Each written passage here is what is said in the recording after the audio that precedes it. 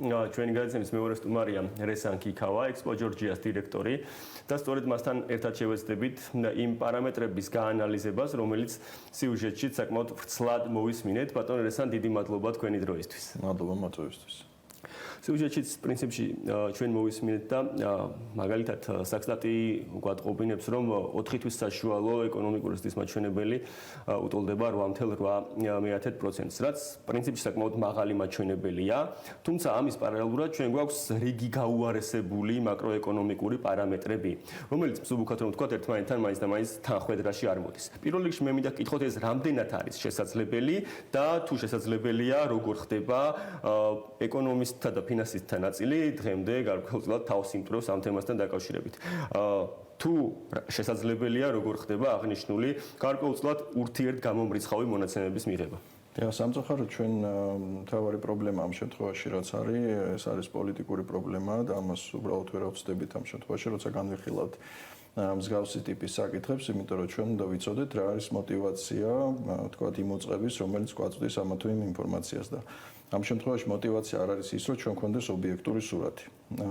როგორც ჩვენ თქვათ ვერ გავაკეთებთ ვერანაირ ანალიზს პირობითად ჩრდილოეთ კორეაც ხა ცოტა ისეთ შედარება უხეში, მაგრამ აი ჩრდილოეთ კორეამ რომ რაღაც გითხრას თავის ეკონომიკის შესახებ რაღაც ციფრები დაადოს, რა თქმა უნდა ეს არ იქნება არაფერ, თქვათ, ანუ არაფრის თქმელი არ იქნება, ზუსტად ასე არის ეს 8.8 და ზუსტად ამიტომ არის ის რაღაც განსხვავებული ციფრები და ჩვენ რაღაც ვერ ხვდებით საიდან რა გამომდინარეობს, იმიტომ რომ უბრალოდ არ გვაქვს არანაირი რწმუნება იმისა, რომ შეიძლება ეს სიმართლე იყოს. კი ბატონო, ანუ პირველ რიგში ამ კითხვას ჩავაზუსტებ. გარკვეულწილად შესაძლებელი არის, რომ საქსტატი გვაწვდიდეს გარკვეულწილად არაზუსტ ინფორმაციას, თუ შესაძლებელია მეორე მოცემულობა არის ასევე თეორია, რომ მაგალითად საქსტატამდე მიდიოდეს გარკვეულწილად მანიპულირებული ინფორმაცია და რეალურად ჩვენ ვიღებდეთ მანიპულირების ხარჯზე არსებული ოფიციალურ დინამიკას, რომელზეც გაგვიჭირდება ჩვენ რა თქმა უნდა, იმიტომ რომ ეს ხა ჩვენს რაღაც ხარისხი უნდა დავიცვათ ალბათ ხო ამ შემთხვევაში და ჩვენ უბრალოდ უნდა ვთქვათ, რომ გვაქვს საფუძვლიანი ეჭვი, ძალიან საფუძვლიანი ეჭვი, ვფიქრობთ იმაზე, რომ ეს ინფორმაცია არ არის ობიექტური, იმიტომ რომ ვიცით რა არის мотиваცია თქვათ იმ ინსტიტუტის უკან, რომელიც გვაწვდის ამ ინფორმაციას, თქვათ. მე არ მაქვს კონკრეტულ ინსტიტუტზე შეიძლება ერთზე ახლა საუბარი და ზუსტად თქვენ როგორც ბრძანეთ ის ეყრდნობა თქვათ სხვა ინსტიტუტების მიერ მოწოდებულ ინფორმაციას, მაგრამ ნებისმიერ შემთხვევაში ამას ჩვენ უნდა შევხედოთ რაღაც დიდ სურათში და დიდ სურათში გვაქვს მოცემულობა, როცა არც ერთი დამოუკიდებელი ინსტიტუტი არ გვაქვს ჩვენს ქვეყანაში. ყველა არის მოქცეული ერთი ვერტიკალის ქვეშ და ასრულებს ერთ დავალებას და დავალება ამ შემთხვევაში არის გვაჩვენონ უბრალოდ ის სურათი, რომელიც მათთვის არის ხელსაყრელი. ეს არის ყველაზე დიდი პრობლემა, იმიტომ რომ გამრუდებულ რეალობაზე დიდი პრობლემა, ტყუილში ცხოვრებაზე დიდი პრობლემა ცოტა არის. ნამდვილად. ბატონ რესან, თუ ოფიციალურ სტატისტიკას ჩავხედავთ, არსებული მონაცემების მთავარი განმაპირობებელი გახლავთ ორი სექტორი ძირითად მიმართულებაში. ერთი ეს არის ინფორმაციული სექტორი და მეორე ეს გახლავთ უძრავ ქონებასთან დაკავშირებული ოპერაციები. ჩვენ თუ გავითვალისწინებთ ამ ორივე სექტორს, ეს ორივე სექტორი საკმაოდ მკვეთრად არის დაკავშირებული მიგრანტების ეფექტთან.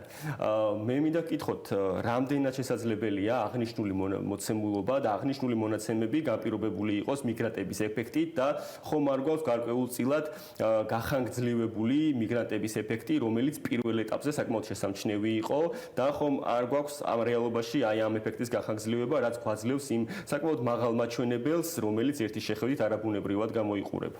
ბოლო 2 წლის განმავლობაში ეს ეფექტი იყო, როგორც თქვენ ბრძანეთ და რა თქმა უნდა ეკონომიკას ეს ტალღები ახასიათებს და შეიძლება ეს ტალღა რომელიც დაწყებული იყო თქვა და ამ 2 წლის განმავლობაში განვითარდა რაღაც თავისი კუდი ასე ვთქვათ მოიქნიოს უკვე ამ პერიოდში, თუმცა ეს ძირითადი ეფექტი მისი დასრულებული არის და ეხლა ჩვენ ვხედავთ რეალობას, რაც არის ბაზარზე და რეალობა არის ის, რომ იგივე უძრავ ქონებასთან დაკავშირებითაც მოლოდინები და პროგნოზები, როცა გაცილებით უფრო დიდი არის ვიდრე შემდეგ ეს რეალობა ხდება, მიუხედავად იმისა, რომ შეიძლება მცირე ზრდა იყოს, მაინც დიდი პრობლემაა ეს ინდუსტრიისთვის. ციფრულ ტექნოლოგიებშიც იგივე ხდება და ყველგან ზოგადად რეპუტაციულად, ანუ ყველაზე დიდი პრობლემა ის არის, რომ ჩვენს ქვეყანას ძალიან დაარტყა რეპუტაციულად იმ მოვლენებმა, რასაც ჩვენ ვხედავთ და აქედან გამომდინარე ამას უკვე აქვს თავისი ეფექტი ნებისმიერ ინდუსტრიაზე და მათ შორის იმაზე, რომელიც თქვენ ახსენეთ. კი ბატონო, მე მინდა გითხოთ, ჩვენ მე დასაწყისში შემთხვევით არ მიხსენებია ის გაუარესებული მაკროეკონომიკური პარამეტრები, რომელიც დღეს გვაქვს სახეზე, მაგალითად ინვესტიციების მოცემულობას თუ შევხედავთ, ბოლო რამდენიმე წელია მუდმივად ნეგატიურ ტენდენციას აჩვენებს, ექსპორტს თუ შევხედავთ, წმინდა ექსპორტი, ადგილობრივი ექსპორტი, რეექსპორტის გამოკლებით, პრაქტიკულად არ გაზრდილა და თუ მაგალითად იმპორტთან შევადარებთ, იმპორტი ყოველთვის აჭარბებდა ხოლმე, ასე ვთქვათ, ექსპორტს, თუმცა ჩვენ გქონდა ხოლმე პროცენტულ ჭრილში ექსპორტის გაცილებით უფრო მეტი ზრდა, ვიდრე პროცენტულ ჭრილში იზრდებოდა იმპორტი. დღეს და არსებული მონაცემებით ესეც უკვე გამოირიცხა ნეგატიურ ტრენდზეა გადასული და ტურიზმიდან, ასე ვთქვათ, შემოდინებები ასევე მიზერულად თუ არ მეშლება 2%-ით არის გაზრდილი. აი ამ ნეგატიური ტენდენცია არასრული მაკროეკონომიკური პარამეტრები. აი ამ მაკროეკონომიკური ნეგატიური პარამეტრების გაგრძელების შემთხვევაში, როგორ გონიათ, რამდენ ხანს შესაძლებელია გაგრძელდეს, თუნდაც ის ფასადურად მაღალი ეკონომიკური ზრდა, რომელიც დღეს გვაქვს სახეზე. დიახ, ჩემთვის იმ ინფორმაციას დავყნობით, რომელიც მე მაქვს სხვადასხვა წყაროდან, რომელსაც შეიძლება მეტნაკლებად ვენდოთ, ჩემთვის მე ვერ ხედავ იმ სურათს, რომ ეკონომიკა იზრდება, შეიძლება იყოს ძალიან მცირე ზრდა, რომელიც განპირობებულია, ვთქვათ, წინა პერიოდის ეფექტიდან, ან იყოს შენელება, ან იყოს შემცირებისკენ მიმართული. ანუ მე ვერანაირად ვერ გავიზიარებ, ვთქვათ, ინფორმაციას, რომელსაც გვაწვდის ამ შემთხვევაში ერთ-ერთი ინსტიტუტი. თქვენ რო ბძანეთ აი ეს რეექსპორტთან დაკავშირებით და ისა ძირითადი რაც იყო, ვთქვათ, მამოძრავებელი მაშინ ვიცით, რომ ვთქვათ, ეს იყო იგივე ავტომობილებთან დაკავშირებული რეექსპორტი, რომელიც თუმცა თქვენ წმინდა ბძანეთ, მაგრამ ეს ძირითადი ნაწილი, რასაც ხელისუფლება, ვთქვათ, ამ შემთხვევაში იყენებს, ეს არის მანქანებთან დაკავშირებული, რომელიც რეალურ ეკონომიკურ ეფექტს, ვთქვათ, არ იძლევა და ვიცით, რომ ტაჯიკეთი გახდა ჩვენი ერთ-ერთი მნიშვნელოვანი ასეთ ტიპის ეკონომიკა გვაქვს ჩვენ, რომელიც ვთქვათ იმის ნაცვლად რომ ვაკეთებდეთ ვთქვათ ინვესტირებაც ისეთ დარგებში, რომელიც გრძელვადიან რაღაც ეფექტს მოგცემს, მთელი ამ წლების განმავლობაში ჩვენ ვაკეთებდით მოკლევადიან ძირითადი აქცენტი იყო მოკლევადიან ინვესტიციებზე და როცა მოკლევადიანზე არის აქცენტი შესაბამისად არის ეს პირდაპირ უცხოური ინვესტიციების კლებაც, რომელსაც თქვენ ბძანეთ, ანუ ეს პირდაპირ ერთმანეთთან არის დაკავშირებული. ამიტომ მოლოდინი იმისა, რომ რაღაცა მომავალში შეიცვლება, ანუ ეს იქნება ყველა შემთხვევაში გაუარესება, იმიტომ რომ არსებული მდგომარეობიდან გამომდინარე ჩვენ ვერანაირად ვერ ვივარაუდებთ იმას, რომ რამე შეიძლება უკეთესობისკენ იყოს, ეს პირდაპირ უცხოური ინვესტიციები კიდევ უფრო მეტად შემცირდება, ყოველ შემთხვევაში მოლოდინი, რა თქმა უნდა, ეს არის და ეს არის ყველაზე დიდი პრობლემა, იმიტომ რომ ჩვენს სხვათაშორის ახლა დაგეგმილი არის ლოგისტიკის გამოფენა, პირველი საერთაშორისო გამოფენა ექსპოში, რომელსაც ექსპო ჯორჯია გეგმავს და აიქაც საუბარი გვექნება სწორედ ამაზე, რომ ქვეყნის მნიშვნელობა ახლა კიდევ უფრო მეტად გაიზრდებოდა ამ შუადერეფნიდან გამომდინარე, იმ შემთხვევაში თუ ჩვენ გვექნებოდა შესაბამისი ინფრასტრუქტურა ადგილზე და რეალურად გვაქვს ის ღრმაწყლოვანი პორტი, რომელზეც იყო საუბარი წლების განმავლობაში და რომელზეც ახლა იწყება ისევ საუბარი თითქოს ნულიდან, ასევე ის ინფრასტრუქტურა იგივე რკინიგზა, თქვა, ჩაროსული რკინიგზის არარსებობა, ვაგონების ნაკლებობა და ასე შემდეგ. ეს ძირითადი, რაც უნდა იყოს ქვეყნის ძირითადი, თქვა, კონკურენტული უპირატესობა, გადატანილი გვაქვს მეორე პლანზე. პირველ პლანზე არის წამოწეული ისეთი ინდუსტრიები, თქვა, და ისეთი ეკონომიკური, თქვა, შემადგენლები, რომელიც არანაირ ძელვადიან ეფექტის მომცემი არ არის და ეს არის ყველაზე დიდი, ყველაზე ძალიან სამწუხარო და ასე ვთქვათ, მთავარი დარდი იმ ადამიანებს, ვინც ჩართული ვართ ეკონომიკაში, იმიტომ რომ ხვდებით, რომ ფაქტიურად ყველაფერი, რაც კეთდება, ეს არის მოკლევადიანი და ყველა ის ნეგატიური ეფექტი, რომელიც ეკონომიკაზე მოდის, ურტყავს პირდაპირ გრძელვადიან და საშუალოვადიან პერსპექტივას. ძალიან საინტერესო გარემოებას შეეხეთ პრინციპში, მოკლევადიანი ინვესტიციები, პრინციპში ეკონომიკურ წრეებში მას როგორც ვერტიკალურ ინვესტიციებს ისეც მოიხსენებენ ხოლმე. აქედან გამომდინარე, მინდა გკითხოთ, ეს ხომ არ არის ჩვენი ბოლო წლების ერთ-ერთი მთავარი პრობლემის სათავე და სათავე, გულისხმობ ინკლუზიობის ნაკლებობას. უფრო მარტივად რომ განვარტოთ ჩვენი მაყურებლისათვის ქვეყანაში არსებული დოვლათი, რომელიც იქმნება და რომელიც არ ნაწილდება თანაბრად, არამედ რამდენიმე ჯგუფის, ასე ვთქვათ, ჯიბეში ილექება. რა არის ერთ-ერთი მთავარი მიზეზი იმისა, რომ ქვეყანამ რამდენიმე ათწლეულია ინკლუზიურ ზრდას ვერ მიაღწია და გამოსავლის გზების ძიება რაც შეიძლება დავიწყოთ. ნუ აქ ერთ-ერთი არის, რა თქმა უნდა, რასაც სულ საუბრობდით ამ წლების განმავლობაში, ეს იყო განათლებაში და ტექნოლოგიებში ინვესტიცია, ზოგადად მეცნიერებების განვითარებაში ინვესტიცია, რომელსაც ჩვენ ვერ მივაღწიეთ ვერცერთი ხელისუფლების პირობებში ფაქტიურად და რაც არის გრძელვადიანი და რაც არ აწყობს პრინციპში ასე არც ერთ ხელისუფლებას, როგორც აღმოჩნდა, იმიტომ რომ ყველა უყურებს რაღაც თავის 4 წლის ან 8 წლის, ნუ ახლა ჩვენ ცოტა მაქრო გათამამებული ხელისუფლებები ყავს ხოლმე და შედარებით თქვა 10 წლიან 12 წლიან ჭრილში უყურებენ ყველაფერს, მაგრამ მაგაც რატომღაც ვერაზუს ვერ ვიპოვეთ ჩვენ ადგილი განათლებისთვის და მეცნიერების გასავითარებლად, რაც მოგცემდა იმის შესაძლებლობას, რომ ჩვენ რეალურად რუქას რო დახედო, ხო საქართველო არის ბუნებრივად რეგიონალური ხაბი უნდა იყოს რაღაც მიმართულებებით. ერთი ვახსენე ლოჯისტიკა, მეორე არის ასევე თქვა ეს ტექნოლოგიების მიმართულება, რომლისთვისაც აუცილებელი არის ხარისხიანი განათლება და აუცილებელია მეცნიერებების განვითარება და ამ ინსტიტუტების, თქვა ამ მეცნიერულ ლაბორატორიებთან შერწყმა და გაერთიანება იმისთვის, რომ ჩვენ მართლა რეალურად რაღაც ღირებულებაზე დაფუძნებული ეკონომიკა მივიღოთ, ანუ ცოდნაზე დაფუძნებული ეკონომიკა მივიღოთ. ეს არის გრძელვადიანი პერსპექტივისთვის აუცილებელი და თქვა გრძელვადიანად ჩვენი რაღაცა მდგრადი განვითარებისთვის. სხვა შემთხვევაში ჩვენ ვიღებთ ესეთი უხეშად რო ვთქვა და რაღაცა ჟარგონს გამოვიყენებ, բայց ძელცურ ეკონომიკას, ხო იცი, აქ ვიყიდე, იქ გავყიდე, რაღაც მიწავნახე, იქ ავაშენე, ანუ არაფერი ღირებულის რაღაცა მნიშვნელოვანის შემქმნელი ეკონომიკა ეს ამ სამწუხაროდ არ არის, რომელიც და თუ ასეთი არ არის, რა თქმა უნდა, ის ვერ გადანაწილდება მოსახლეობაზე და ჩვენ ამიტომ ხედავთ ამ ხელისუფლებას, თქვა სხვადასხვა სოციალურ ფენებში და იმიტომ ვერ ვხედავთ ამ ინკლუზიურობას, რომელსაც თქვენ ბრძანებთ, იმიტომ რომ ეს იძლევა სწორედ ასეთი ტიპის ეკონომიკა, თავისუფალი ეკონომიკა და ცოდნაზე დაფუძნებული ეკონომიკა იძლევა ინკლუზიურობას. სხვა შემთხვევაში ჩვენ მივიღებთ ესეთი ეკონომიკური სტრუქტურა უნდა გადაეწყოს, რომელიც რა თქმა უნდა მორგებული უნდა იყოს სახელმწიფო სტრუქტურას და სახელმწიფო მოწყობას. როცა ჩვენ გვაქვს რაღაც ავტორიტარულ, დიქტატორული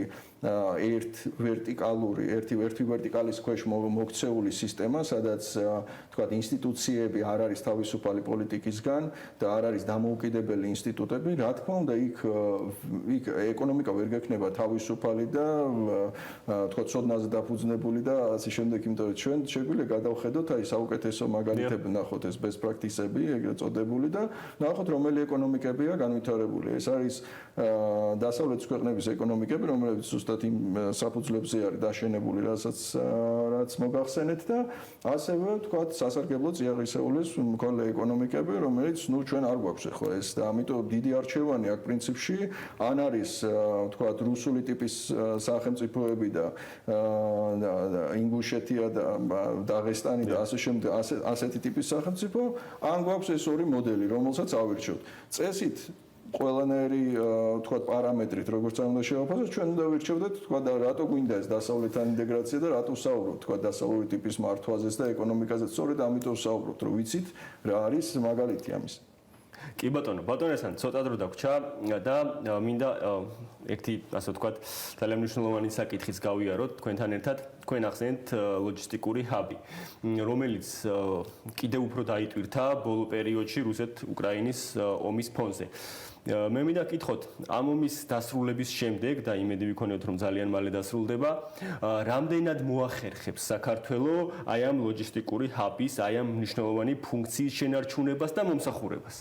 სამწუხაროდ ჩვენ უკვე დავაგვიანეთ ეს შუადერეფანში გააქტიურება, ანუ შესაძლებელი იყო რომ რამდენჯერმე მეტი ტვირთის გატარება იმ შემთხვევაში თუ ჩვენ გვექნებოდა მზად ინფრასტრუქტურა, მაგრამ მთელი დამოუკიდებლობა ჩვენი შევალიეთ იმას, რომ ფაქტურად ყიდეთ ის რაც გქონდა და ვერაფერი ვერ განვავითარეთ და მე ერთმანეთს ვეჭიდავეთ, თქვა ვინ რას ააშენებდა და იქაც ვერაფერი ვერ ვქენით.